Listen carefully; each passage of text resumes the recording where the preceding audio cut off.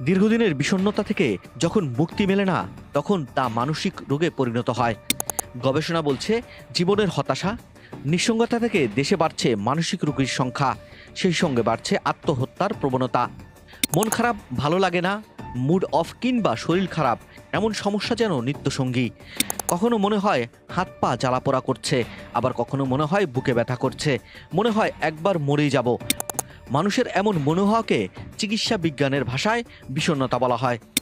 দীর্ঘমেয়াদী এই বিষণ্ণতাই ডেকে আনে মানসিক সমস্যা।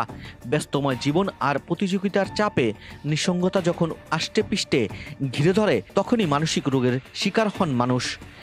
এই মানসিক রোগই একসময় হয়ে ওঠে নানা শারীরিক সমস্যার কারণ।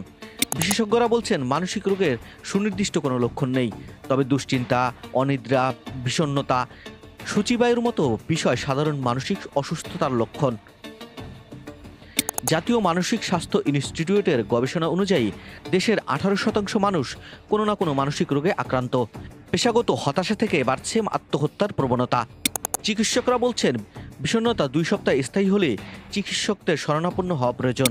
এ অবস্থায় কাউন্সেলিং খুবই জরুরি, কিন্তু মানসিক রোগের খরচ অনেক বেশি হওয়ায় এ সেবা নিতে পারেন না বেশিরভাগ রোগী। তবে মনোরোগ বিশেষজ্ঞ ডাক্তারদের মতে, মানসিক রোগ বা বিষণ্ণতা রোগে যারা ভোগেন তাদের মধ্যে হঠাৎ করেই কিছু পরিবর্তন লক্ষ্য করা যায়, যেমন দীর্ঘ সময় ধরে মন খারাপ থাকা, ঘুম কমে যাওয়া, কর্মস্থলে কাজের গতি কমে যাওয়া, খাবারের অরুচি, ভালো কিছু শুনলেও ভালো না লাগার মতো ইত্যাদি। এসব সমস্যার চিকিৎসা না করা হলে তা আরও বাড়তে শুরু করে, যা আত্মহত্যা করার ঝুঁকি তৈরি করে। তাই সাইকিয়াট্রিস্ট বা সাইকোলজিস্টের পরামর্শ অনুযায়ী ওষুধ খেলে ও প্রয়োজনীয় কাউন্সেলিং নিলে পুরোপুরি সুস্থ হওয়া সম্ভব। প্রয়োজনের তুলনায় দেশে মনোরোগ চিকিৎসকের সংখ্যা হাতে গোনা। এছাড়া হাতে গোনা মনোরোগ বিশেষজ্ঞদের চার্জ অনেকটা বেশি, যা রোগীর জন্য বহন করা বেশ কষ্টকর। সারা দেশে মানসিক স্বাস্থ্যের উন্নয়ন করতে হলে সরকারি পদক্ষেপ জরুরি।